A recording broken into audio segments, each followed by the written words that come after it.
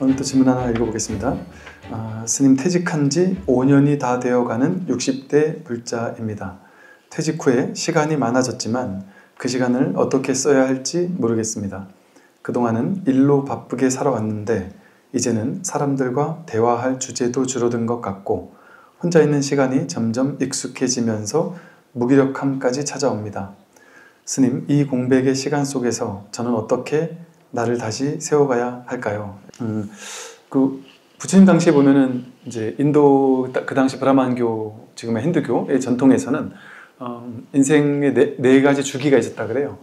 처음에는 이제 학생기 때는 스승 밑에서 한 20여 살이 되기 전까지는 스승 밑에서 이제 배우는 시간이고, 이제 두 번째 가죽이라고 해서 결혼을 하고 또 부모님을 모시고 또 조상님에 대한 뭐 제사도 지내고 또 사회에 봉사하고 해서 열심히 돈도 벌고 해가지고 그걸 가지고 세상에 회양도 하고 하면서 이제 가정 생활을 이루면서 사는 시기, 가죽이라고 하고, 그 다음에 세 번째 시기가 임죽이라고 해서 집안을 이제 어느 정도 읽었기 때문에 그것을 이제는 자식에게 넘겨주고, 그 당시 뭐 밭이든 논이든 뭐 이런 거겠죠. 자식에게 넘겨줄 권한을 다 넘겨주고, 그리고 이제 홀로 혹은 부인과 함께 이제 은거해서 고요히 명상을 하면서 좀 자신의 삶을 돌아보는 마음 공부를 하고 깨달음 공부를 하는 이런 시기였다 그래요.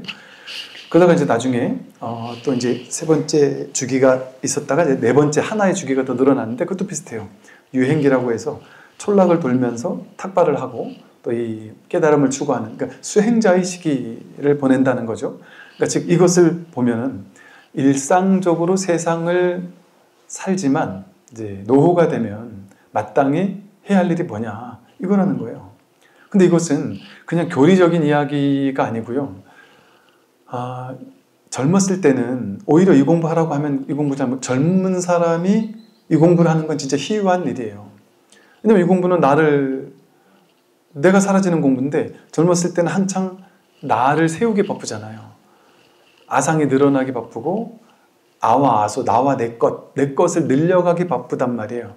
그러니까 내 권위, 내 권력, 또 내가 쥐은 것들을 많이 늘려가는 데 특화된 시기가 젊은 시기잖아요. 근데 다들 그러고 사니까 거기서 나를 내려놓으란 말을 받아들이지 못한단 말이죠, 젊을 때는. 그런데 저절로 나이가 들고 퇴직하고 나면 이제 저절로 홀로 되는 시간. 근데 그 홀로라는 게 아주 중요한 시간이에요. 홀로 된다는 것처럼 좋은 일이 없어요. 외롭게 홀로 있다라는 것처럼 좋은 일이 없어요. 그런데 우리 습관, 분별의 업식은 홀로 있는 것을 못 참아요. 뭔가 같이 있어야 돼요. 사람과 같이 있는 것만 같이 있는 게 아니고요. 홀로 있는 게 나 혼자 있는 것만 홀로가 아니고요. 젊었을 때는 돈과 명예와 권력과 지위와 욕망과 하고 싶은 일, 이런 수많은 온갖 것들과 함께 있었잖아요. 그러니까 바빴잖아요. 그러니까 시간 가는 줄 모르고 나를 드러내고 세상에서 나를 규정하고 이런 삶을 살았단 말이죠. 근데 이제 그것이 자연스럽게 나이가 들면서 퇴직을 하고 나면 이제 하나둘씩 사라져요.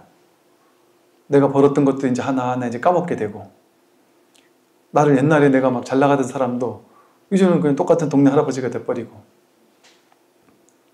또 뭐 보살님들도 그러죠. 젊었을 때는 남자고 여자고 젊었을 때는 인물 예쁘고 잘생긴 게 중요하잖아요.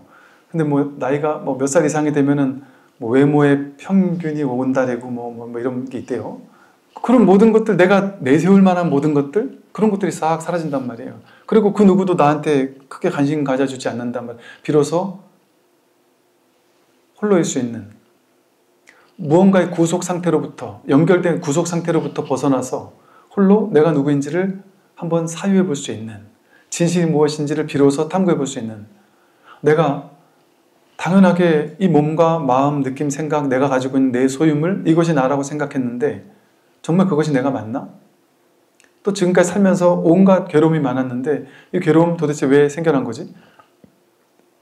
지금 내가 노후가 되어서 이렇게 힘들고 괴로운데, 외로워서 죽겠는데 이거 드디어 해결할 때란 말이죠. 그러니까 이것이 종교가 아니에요. 누구나 이걸 해결해야 되는데 이게 젊었을 때 이 공부를 해서 해결하기가 쉽지가 않아요. 근데 누구에게나 이제 기회가 오는 거예요. 일대사 인연의 기회가. 노후가 되면, 퇴직하고 하면 저절로 이제 너 자신을 돌보라고. 그건 기회가 찾아온 소중한 때란 말이죠. 근데 이 소중한 때에 이 기회를 잡지 못하면 이제 비참한 노후 생활을 보내겠죠. 난 왜 이렇게 외롭냐? 왜 이렇게 고독하냐? 자식들은 왜 이렇게 날 안 찾아오냐? 자식들은 내가 한참 바쁠 그때거든요, 지금. 내가 한창 때는 내가 내 부모 안 찾아갔듯이 지금 자식은 지금 나를 찾아올 때가 아니고, 나를 찾아오면 그 자식은 뭔가 좀 허한 자식일 수 있어요. 할 일이 없으니까 아니, 안 그럴 수도 있지만.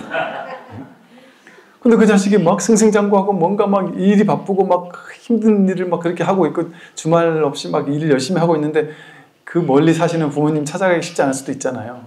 근데 그때까지 그 외로움을 바깥에서 사람을 통해 채우는 것이라고 생각을 하게 되면 자식이 안 찾아온다고 괴롭고, 그러면은 그 내색을 계속하면 자식이 더 부담스러움을 느낄 수도 있죠. 자식은 그나마 덜한데 사위 며느리는 얼마나 부담스럽겠어요. 그리고 너무 나만, 우리 오는 것만을 막 그냥 평생의 낙처럼 생각하면 얼마나 그 자식들이 부담스럽겠어요. 부담을 주는 걸 수도 있단 말이에요. 또 남편이나 아내가 서로에게 막 기대서, 그러진 않겠죠? 서로 나랑 놀아달라고 어디 딴 데 혼자 놀러 가지 말라면서 그러는 것도 좀 문제예요. 독립적인 삶을 보장 안 해주는 것도. 그렇다고 또 너무 독립적으로 나 터치하지 마라 하고 그냥 완전히 그런 것도 좀 그러겠지만, 그래서 이 즈음이 되면 이제 지혜로 깨어나야 하는 아주 좋은 여건이 갖춰지는 시기인 거죠. 이 세상에서 나한테 관심 가져준 사람이 없고, 몸도 점점 힘들어지고, 점점 괴로움도 더 생기고, 늙고 병들고 죽는 거에 대한 두려움도 점점 생기고, 어디 의지할 데도 없고, 뭔가 해보고 싶은 것도 별로 없고, 몸은 점점 아파가고, 뭐 하고 싶은 것도 없어지고 그럴 수 있잖아요.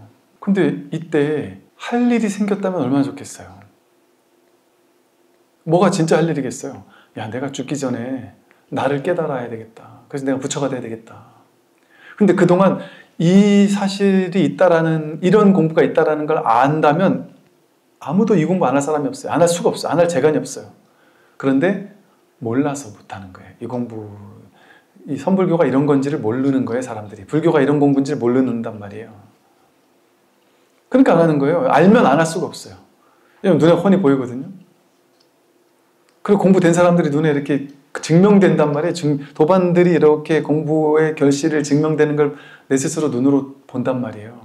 그러니까 저들이 저렇게 괴로움이 사라지고 있는 것들을 보니까 증명이 되고 검증이 되잖아요. 아, 이거 내가 되는 거구나. 아, 이거 공부 안 되는 게 아니고 진짜 되는 공부네. 그런 자신감이 생기면 공부 안 할 수가 없어요. 누구도. 그러면 그때부터는 날 좀 제발 귀찮게 하지 마. 친구고 뭐고 귀찮게 하지 마. 나 공부해야 돼. 어쩌다가 그냥 한 번씩 친구 만날 때 그냥 한 번씩 가서 또 만나는 건데, 꼭 공부하는 시간이 즐겁단 말이에요. 홀로 조용히 법문 듣는 시간도 즐겁고, 또 나이 들어서 몸도 힘든데 홀로 이렇게 걸으면서, 산길을 이렇게 걸으면서 농사일을 하면서 법문 들으면서, 어떤 분은 오셔서 그러시대요. 맨날 농사 지면서 힘들게 떼약볕에서 맨날 농사만 짓다가 최근 몇 년 동안은 농사 짓는데 내 법문 들으면서 농사하는 게 너무 좋대요. 그러면서 그분들 얘기가, 뭘 이렇게 싸들고 오셔가지고 먹으라고 그러시면서, 이게 스님 그냥 풀이 아니에요. 이게 법문 듣고 자란 풀이에요.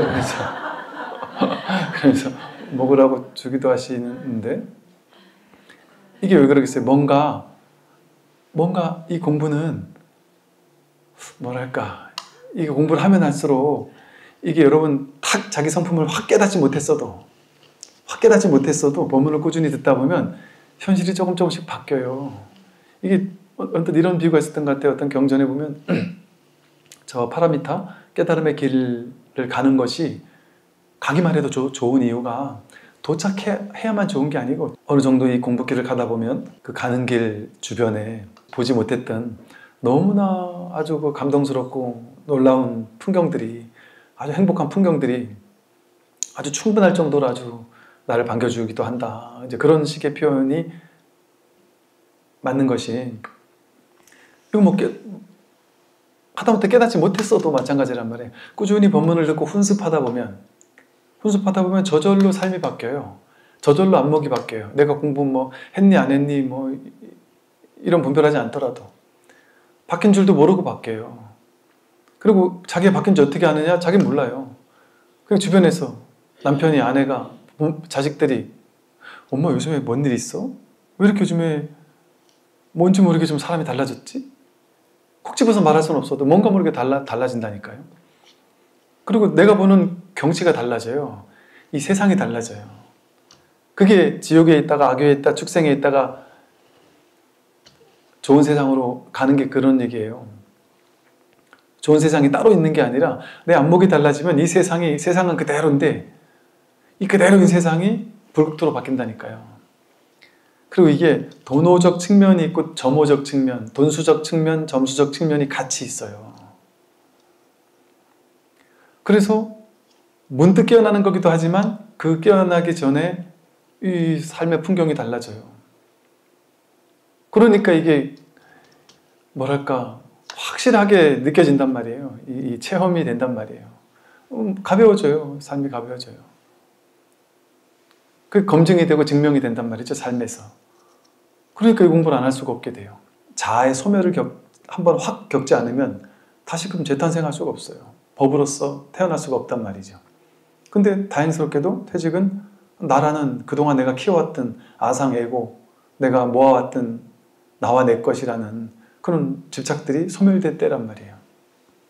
나다, 내 것이다, 내가 옳다 하는 이 대표적인 아상, 이것들이 점점 좀 깨지기 시작한단 말이에요. 내가 아무리 말해도 이제 사람들이 듣지도 않고 내 거라는 소유물도 점점 줄어들고, 그때가 사실은 저절로 공부할 수 있는 아주 기가 막힌 시절 인연, 일대사 인연이 찾아오는 기회의 순간일 수 있어요. 그래서 이 공부를 한번 잘 해보시면 좋겠다는 그런 생각이 듭니다. 이제 육주단경 보겠습니다. 지난번에 이렇게 언하에 깨닫지 못한다면 얼굴을 마주하고 있더라도 천리나 떨어져 있는 것과 같고, 또 천리를 떨어져 있더라도 문득 깨닫는다면 항상 옆에 있는 것과 같다, 이렇게 말을 했고요. 어찌 애써서 먼 길을 찾아와야만 한다 하겠습니까? 이제 그만 잘들 돌아가십시오 해서 이렇게 법문을 하고 이렇게 돌아가는 이런 장면이 나왔어요. 대중이 법문을 듣고서는 깨닫지 않은 이가 없었으며 모두 기뻐하면서 받들어 행하였다 이랬습니다. 보세요. 이게 그냥 했던 언고 같아요.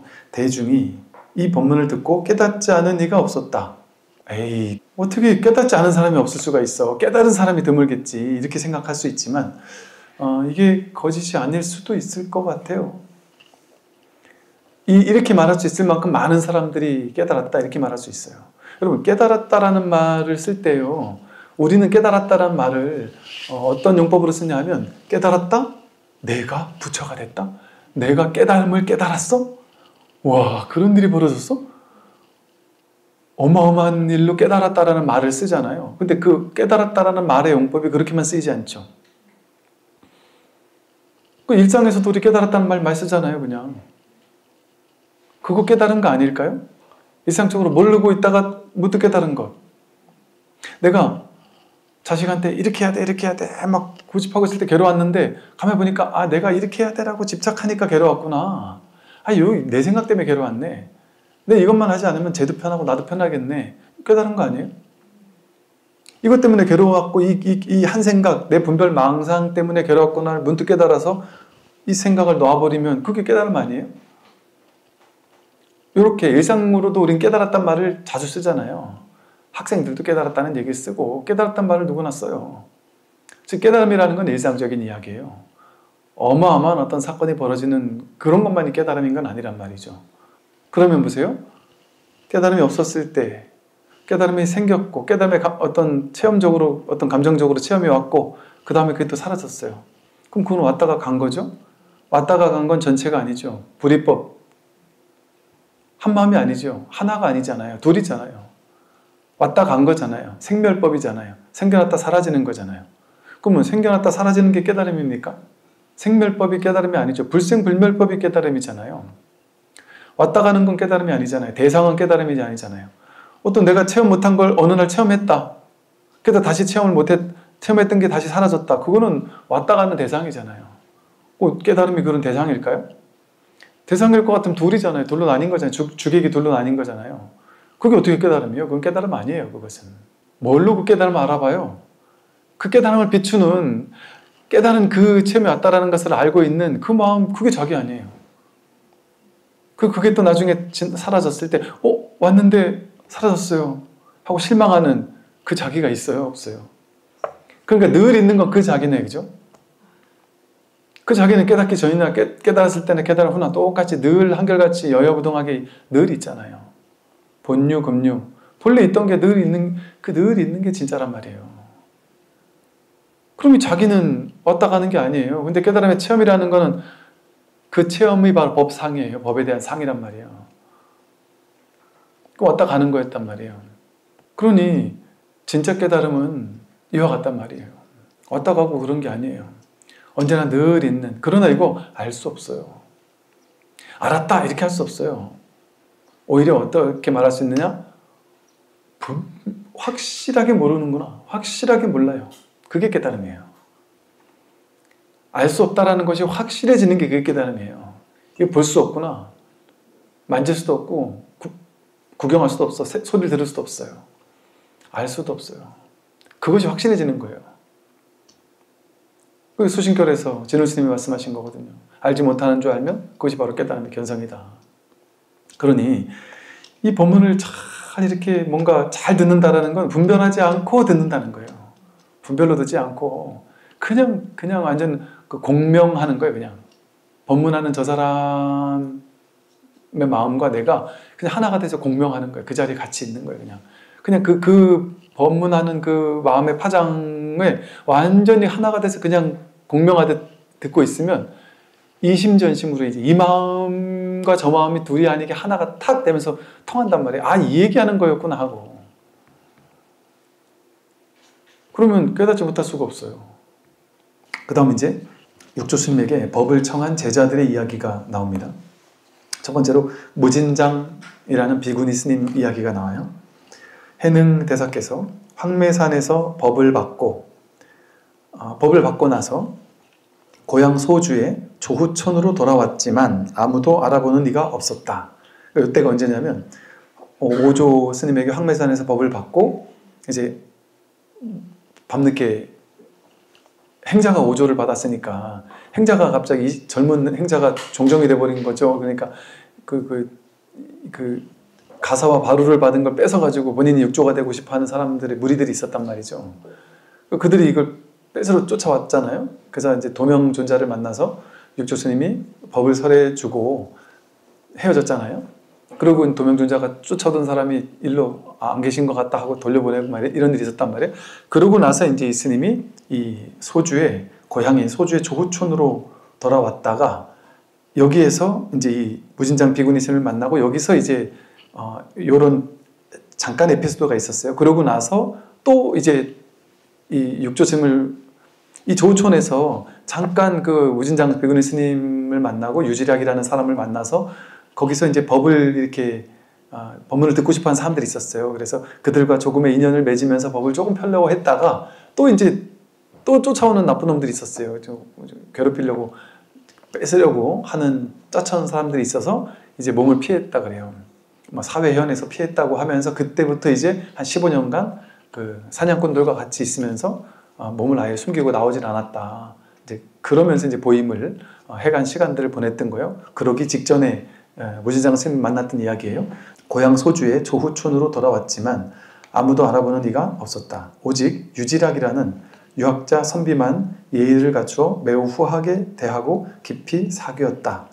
유지락이 이제 이제 출가로 가기 전에 알았던 벗인 것 같고 또 이 유지락의 고모가 무진장 비구니 스님이에요. 그래서 이 육조 스님이 출가하기 전에 금강경을 듣고 문득 깨달았다 그랬잖아요. 근데 금강경을 듣기 전에 이렇게 등짐 지어서 나무를 해다가 팔고 이런 일을 했다 그래요. 그러면서 그 자기 친구랑 같이 등짐을 지다 나르고 이러기도 하면서 작은 암자에 있는 비구니 스님, 그 친구의 고모인 비구니 스님이 계시는 절에 뭐 이렇게 이 소소한 일들도 해드리고 뭐 나무가 필요하면 나무 대다 드리고 이러면서 그 스님하고 인연을 맺었다는 이야기가 잠깐 나오거든요. 이제 그 스님인 것 같아요.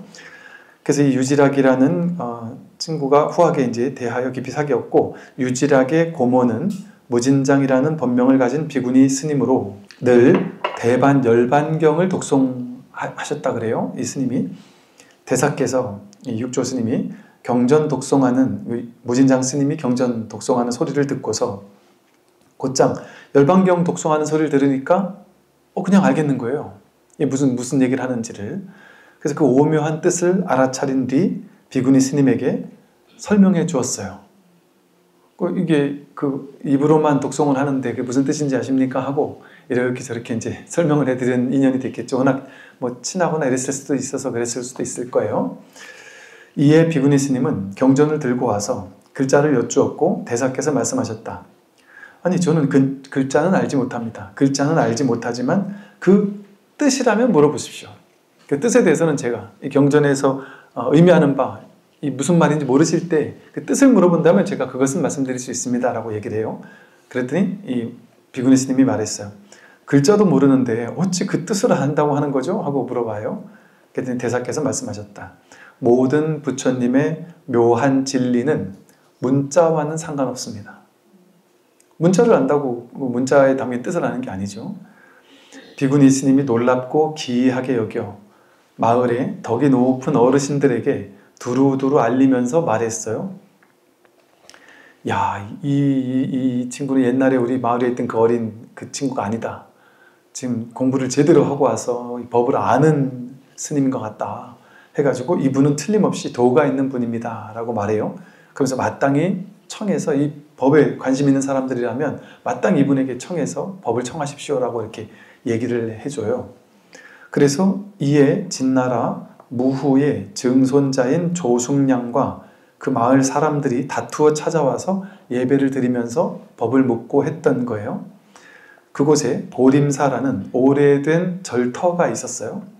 그런데 수나라 말기에 전쟁으로 폐허가 된 터였는데 이 터에 다시 절을 중건해서 법문을 들으려고 이제 모여든 사람들이 있으니까 그들이 또 더구나 그 진나라 무후의 증손자 조숙량이라는 사람, 좀 힘 있는 사람도 있었으니까 아마 더 빨랐지 않았을까요? 그래서 절을 중건하고 이 스님을 모셔서 머물게 했다 그래요. 놀랍죠? 그랬더니 머지않아 보배스러운 사찰의 면모를 갖추게 되었어요. 대사가 이곳에서 9개월 남짓 머무셨다 그래요. 머무셨을 때 다시 악한 무리들이 쫓아와가지고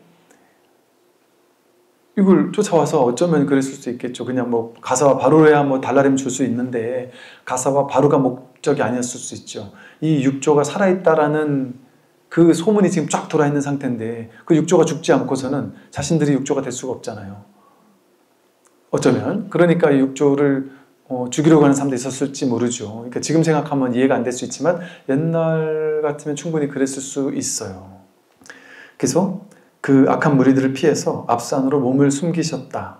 악한 무리들은 그 산에 불을 놓아서 그 사람 하나 잡자고 그냥 불까지 놓았을 정도니 초목을 다 불태웠다 그래요. 대사께서는 바위 틈으로 동굴 속에 들어가서 몸을 숨겨 화를 면하셨다. 지금도 그 바위에는 대사께서 가부좌하고 앉았던 그 무릎 흔적과 옷자락 무늬가 남아있는데 그로 인해 그 바위를 피난석이라고 부르게 되었다.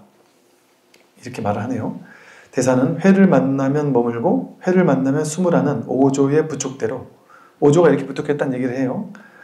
두 고을로 가서 회지편과 사회현이라는 곳으로 가서 몸을 숨기셨다 그래요. 그러니까 몸을 숨겨서 그때 이제 사냥꾼들과 함께 있으면서 이게 육조라는 등 하는 생각을 완전히 다 숨기고 그냥 사냥꾼의 무리인 것처럼 한 사람이 사람인 것처럼 요즘처럼 막 얼굴이 나오는 것도 아니고 하니까 그냥 숨어 들어가지고 그냥 속인들처럼 똑같이 산 거죠. 그냥 내가 스님이라는 생각도 그냥 잊어버리고 거기서 머물러서 그냥 살면서 보임 아닌 보임을 행하면서 이렇게 살았던 내용들이 나옵니다. 여기 나오는 것처럼 스님, 그러니까 법이라는 것이 이 세상에 있는 모든 그 가르침 가운데 이 세상에서 얘기하는 모든 분별의 가르침은 이 세상의 모든 가르침은 전부 다 분별의 가르침이거든요. 분별의 가르침은 배워서 아는 거예요. 배워야지만 알 수 있어요. 그리고 더 많이 배운 사람에게 가서 배워야 더 많이 배울 수 있어요. 왜? 전문적으로 오랫동안 갈고 닦은 사람한테 타고난 사람이 절대 못 이겨요. 타고났다고 해서 이길 수가 없어요. 그런데 그럴 수 있는 게 하나가 있어요. 하나가. 그게 마음 공부라니까요.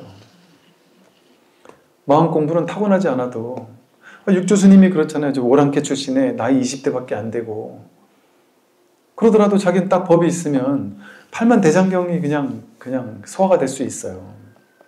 법을 설할 수 있어요.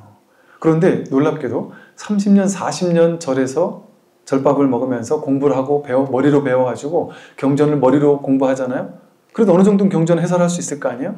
몇몇 개 정도 경전 해설도 할 줄 아는 수많은 교학자, 교수사 스님들이 많았단 말이에요. 그 당시. 근데 수많은 교수사 스님들이 이 선사 스님들을 찾아와가지고 문답을 하다가 다 깨지는 얘기가 선오록에 많이 나오거든요. 그러니까 뭐 덕산 스님이 이런 분도 본인이 쓴 금강경 소초를 싸들 들머지고서는 금강경 나보다 더 잘하는 사람이 있을 수가 없다고 하면서 막 그냥 큰 소리 치면서 갔다가 그 큰 스님한테 가가지고 깨려고 갔는데 큰 스님을 깨기는커녕 큰 스님 마을에 있는 할머니한테도 져가지고 깨갱하고서는 그랬단 말이죠. 그러니까 머리로 아무리 공부를 해봐야 이 공부는 안 된단 말이에요. 그런데 이렇게 아무것도 모르는 동네 노파라도 그 이 마음을 딱 깨달아 버리면 그 어떤 공부 많이 한 교수사 스님들이 와가지고 물어봐도 그 노파 스님에게 꼼짝 못하는 거예요. 이 공부는. 그러니까 거량 몇 번 해보면 견적이 나오는 게 공부예요. 그러니까 아무리 뭐 공부를 많이 했어도 무슨 이름이 있어도 권위가 있어도 그게 법하고는 상관이 없는 거예요. 그런가 하면 안한존자는 평생을 옆에 있었는데 못 깨달았잖아요. 그런데 암경뒷가에 보면요, 한 번 법문 듣고 바로 깨달았다는 사람들이 수두룩하게 나오거든요. 좀 둔한 사람들이 일주일이나 2주일 뒤딱 깨달아요. 둔한 사람이 1, 2주 있다 깨닫는데 안한존자는 도대체 안한존자는 너무 똑똑했단 말이에요. 안한존자는 척 들으면 잊어버리지 않는 불망념지를 가지고 있었다래요. 모든 걸 다 외우는, 암기하고 다 외웠다면 그렇게 똑똑한 게 오히려 방해가 될 수 있어요. 오히려. 그러니까 이 공부가 잘난 사람 뭐 이런 게 중요한 게 아니고 누구나 열려있는 공부예요. 이 공부는. 누구나에게 열려있는 공부지만 아무리 잘난 사람도 상이 높은 사람은 오히려 깨닫기 어려운 게 이 공부예요. 다 낮은 사람도 깨달을 수 있지만 아무리 높이 있는 사람도 오히려 못 깨닫는 게 이 공부일 수 있단 말이죠. 왜 그럴까요? 지금 잘나고 못나고 높고 낮고 할 것 없이 근기가 수승하고 수승하지 않고 할 것 없이 모두가 지금 여지없이 100% 지금 자기 불성을 쓰고 있거든요. 100% 활용하며 살고 있거든요. 누구나. 자기한테 없는 거면 깨닫기 힘들 건데 자기 늘 쓰고 있는 거니까 이건 깨달을 쓰고 않을 수가 없는 거예요. 이 공부는 오히려. 이게 얼마나 이게 어이가 없는 일이에요. 그렇게 갈고 닦아도 안 될 수 있는데 그냥 인연만 맞으면 바른 스승만 탁 만나면 그냥 너무 쉽게 깨달을 수도 있단 말이죠. 그러더라도 또 자신 인연이 안 맞으면 못 깨달을 수도 있는 것이고 그건 인과가 아니에요. 요만큼 노력하면 이렇게 깨닫고 이렇게 되는 게 아니에요. 대학교 졸업하면 무조건 박사학위 준다든지 이렇게 될 수 있는 게 아니에요. 이 공부는. 유치원 공부하다가도 바로 박사학위를 줄 수도 있고 박사학위 끝날 때까지 20년을 공부해도 박사학위를 안 줄 수도 있단 말이에요. 모두에게 완전히 허락된 공부거든요. 그래서 공부해 볼 만한 가치가 있는 공부예요. 근데 자기가 정해놓으면 안 돼요. 대부분의 사람들은 이 공부를 시작할 때 이렇게 생각해요.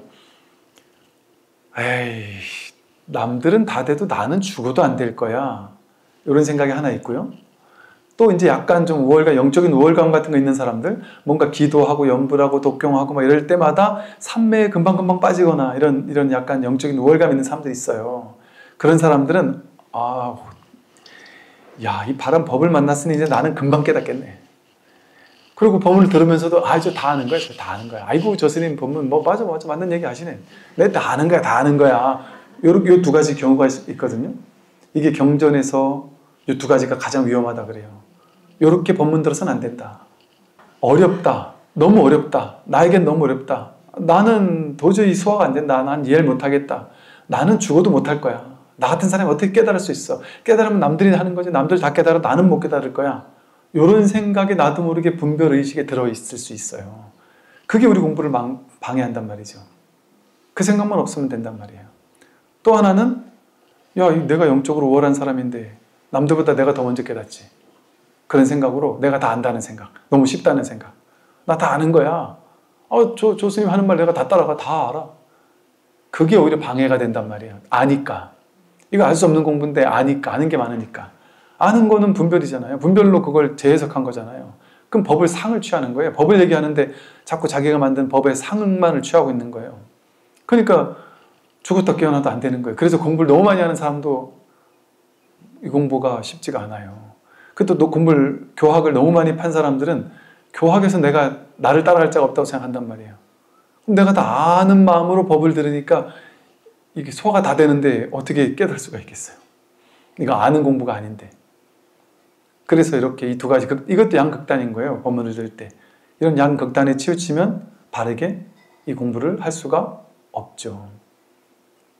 그래서 공부할 때는 그런 뭐랄까 이렇게 치우친 생각 없이 그냥 텅 빈 마음으로, 누구나 가능하다니까, 믿는 마음으로.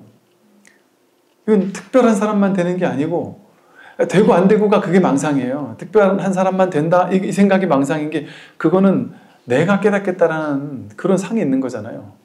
근데 그 망상만 없으면 지금 깨달아 있다니까요. 지금 100% 완료형이라니까요. 근데 어떻게 뭐 운이 좋으면 내가 깨닫고 안 깨닫고 뭐 이런 일이 있을 수가 있겠어요. 운이 좋고 나쁜 거하고 상관이 없어요. 그러니까 그런 분별을 할 필요가 없는 거예요. 내가 될까? 이런 생각을. 그래서 부처님의 묘한 진리는 이 문자와는 상관이 없어요. 문자를 어떻게 잘 푸느냐, 얼마나 많이 독송했느냐, 이거하고 상관이 없어요. 독송 많이 해본 무진장 스님도 아무리 독송을 많이 하고 그걸 수십 번, 수백 번 읽었지만 모른단 말이에요. 근데 육조심은 처음 들어도 가만히 듣다 보니까 이게 훤히 알겠단 말이죠. 이럴 수 있는 게 이 공부란 말이죠. 이제 그 다음으로 넘어가 보겠습니다. 그 다음에 보면 이제 법회 비구가 나와요. 한 스님이 있으니 그 이름은 법회이고 소주의 곡강 사람이다. 처음 조사를 찾아와 예를 올리며 여쭈었다. 즉심즉불, 즉 마음이 곧 부처라고 하는데 그 뜻을 가르쳐 주십시오. 대사께서 말씀하셨다. 앞생각이 생기지 않으면 마음이고 뒷생각이 사라지지 않으면 곧 부처다. 이건 다르게 말하면 앞에서 한 생각 일어나고 그 뒤에서 또 한 생각 일어난다 이거거든요. 그러니까 즉 한 생각이 일어나고 사라지잖아요. 우리는 끊임없이 한 생각이 일어나고 한 생각이 사라지잖아요. 그런데 한 생각도 일어나지 않고 한 생각도 사라지지 않는다면, 그 분별 뒷생각, 분별에 끌려다니지 않는다면, 분별에 사로잡히지 않는다면, 분별에 내가 취하거나 버리지 않는다면, 그런다면 이 소리예요. 이 분별에 취하지 않으면 그것이 마음이다. 분별을 따라가지 않으면 그게 곧 부처다 이 소리거든요. 한 생각 일어나지도 않고 한 생각 사라지지도 않는다면 그게 곧 마음이고 그게 곧 부처다. 이렇게 단순할 수가 있을까요? 이게 가장 이거 이상이 없어요. 이거 이상이 없단 말이에요. 단순한 거예요. 단순한 하나가 화두가 돼야 돼요. 막 어려운 어록을 막 다 공부할 필요가 없어요. 단순한 하나가 화두가 돼야 돼요. 어떻게 하면 깨닫느냐? 한 생각 분별을 따라가지 않으면, 한 생각 뒷생각에 끌려다니지 않으면, 그 한 생각 일어나지도 않고 한 생각 사라지지도 않는다면, 그렇다고 해서 이 생각이 일어나지 않도록 막 억지로 찍어 눌러야 된다는 얘기가 아니에요. 일어나도 일어난 바가 없고 사라지되 사라진 바가 없는 줄 안다면, 그 생각이 실체가 아닌 줄 바로 보기만 한다면, 즉 생각에 끌려가지만 않으면 곧장 마음이고 곧장 부처예요. 아무 생각에도 끌려가지 않으면. 근데 이게 가능할까요? 분별하는 사람들한테 이게 가능하지가 않아서 문제지, 사실 가능하거든요. 근데 왜 가능하지 않은 것 같으냐? 습관적으로 분별하거든요. 그냥 이렇게 있으면, 보세요. 한 생각 일어나지도 않고 한 생각 사라지지도 않으면, 한 생각도 일어나거나 사라지지 않으면,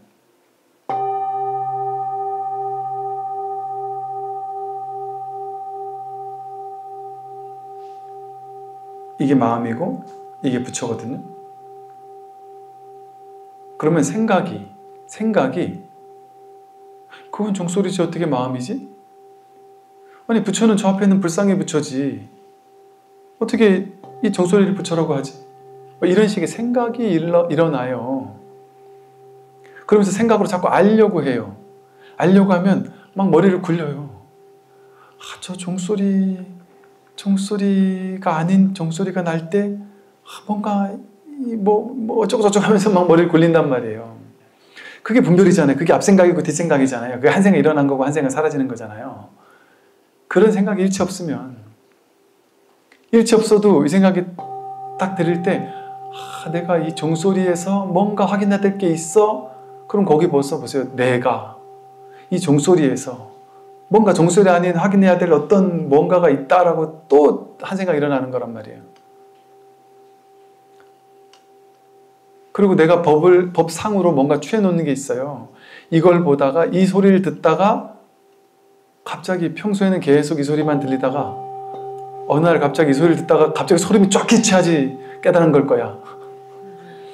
이 소리를 듣다 말고 이 생각을 듣다가 갑자기 뭔가 쑥 내려가는 체험이 있어야지 될 거야 하고 그걸 또 기다린단 말이에요. 그거 분별 아니에요? 그 법상으로 분별을 만들어서 법이라는 상을 만들어가지고 그거 기다리고 있잖아요. 기다리는 마음 분별 아니에요? 그걸 기다리지 않으면 그 기다리는 것도 분별이니까요. 한 생각 일어난 거잖아요. 그러니까 아무것도 하지 않는 거죠. 어떤 것도 기다리지 않는 거죠. 아무것도 하지 않으면 어때요?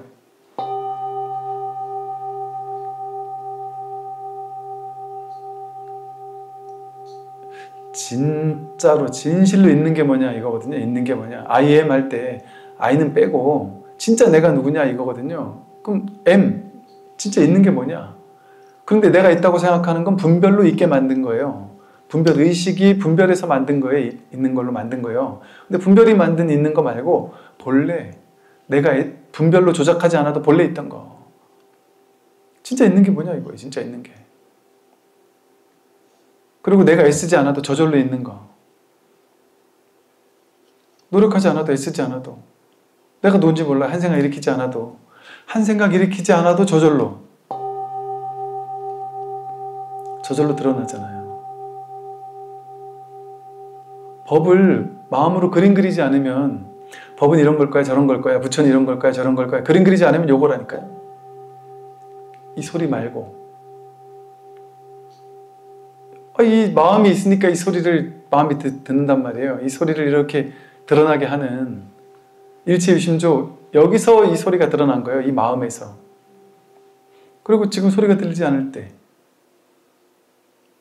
이 소리가 들리지 않는다라는 이 사실이 분명히 확인되고 있단 말이에요. 이 소리에서도 확인되고 이 침묵에서도 확인되는 같은 하나. 그게 마음이에요. 그 마음이 이렇게 살아있는 거예요. 항상. 근데 생각이 일어날 때는 전혀 모르겠다가 생각이 없을 때는 곧장 이것이 확인된단 말이에요. 근데 이거 여기서 확인이 안 된다면 간단해요. 이게 화두가 된단 말이에요. 도대체 뭐지? 그럼 여러분 기름 걸을 때 버스를 타고 다닐 때 수없이 많은 소리가 들려요. 수없이 많은 종소리가 들린단 말이에요. 근데 내가 생각 따라가니까 여기서 이게 법으로 확인 안 된단 말이에요. 근데 항상 그냥 콱 사로잡혀 있는 거, 막혀 있는 거예요. 모르겠다 하고 뭘까 하고 들리는 모든 소리가 전부 다 이 말은 들리는 모든 소리가 다 부처고 보이는 모든 것이 전부 다 부처고 느껴지는 모든 게 전부 다 마음이고 감촉되는 모든 것이 부처고 생각하는 모든 게 부처다 이 소리거든요. 낱낱이 보고 듣고 느끼고 하는 모든 것이 부처 아닌 게 없다 이 소리란 말이에요. 모르겠구나 하고 콱 막히는 거예요 여기서. 그러면 길을 걸을 때도 모르겠어요. 근데 머리로 할 수가 없으니까 머리를 굴릴 수가 없어요. 그냥 모를 뿐이죠. 그러니까 이거 방법을 모르겠어요. 그냥 모를 뿐이고 알고 싶을 뿐이지 방법이 모르겠단 말이에요. 그게 콱 막히잖아요. 그럼 궁금함 하나로 그냥 시체같이 그냥 그 궁금함에 사로잡혀서 사는 거예요. 그게 화두가 들리는 거예요. 그 모를 뿐이라는 화두가 다 그렇게 그 속에 끼어 있단 말이죠. 그럼 그렇게 오래오래 하다 보면 깨닫냐? 그게 아니에요. 그렇게 하다 보면 그냥 문득 그것이 무르익어가지고 깨닫는 것이 아니라 그렇게 순식간 단 한 번만 그렇게 하면 그냥 바로 지금 깨달을 수 있단 말이죠. 근데 그게 안 된다면 그게 화두가 그냥 무르익어서 깨달을 수도 있죠. 그래서 어떤 쪽이 될지 모른단 말이에요. 그러나 모든 순간 가능성이 있는 거예요. 그러니까 내 마음속에 이렇게 계속 하다 보면 언젠가 깨닫겠지 그 생각 버리고, 그게 지금일 수 있으니까, 언제나 지금일 수 있으니까, 그런 생각을 기다리는 것도 분별이니까, 그건 한 생각 일어나고 한 생각 사라진 생각에 또 끌려간 거잖아요. 그러지 않고 그냥 지금 어떤 생각도 일으키지 않고 지금 여기 있는 거예요. 길을 걷다가도 문득 지금으로 돌아오고, 무엇을 하다가도 그냥 문득 모든 생각을 탁 내려놓고 그냥 지금으로 탁 돌아와서 탁 돌이켜서 바깥을 보다가 이 보고 있는 모든 이 자기로 그냥 탁 돌아온다도 뭐 이렇게 억지로 하려는 게 아니에요. 억지로 해야 되는 게 아니에요. 바깥을 향한 시선만 그냥 탁 끊어지면, 분별만 잠시 쉬면 그냥 늘 드러난단 말이에요. 늘 드러나 있는 거 하나가 확인된단 말이에요. 오늘 여기까지 말씀드리도록 하겠습니다. 수고하셨습니다. 수고하십시오.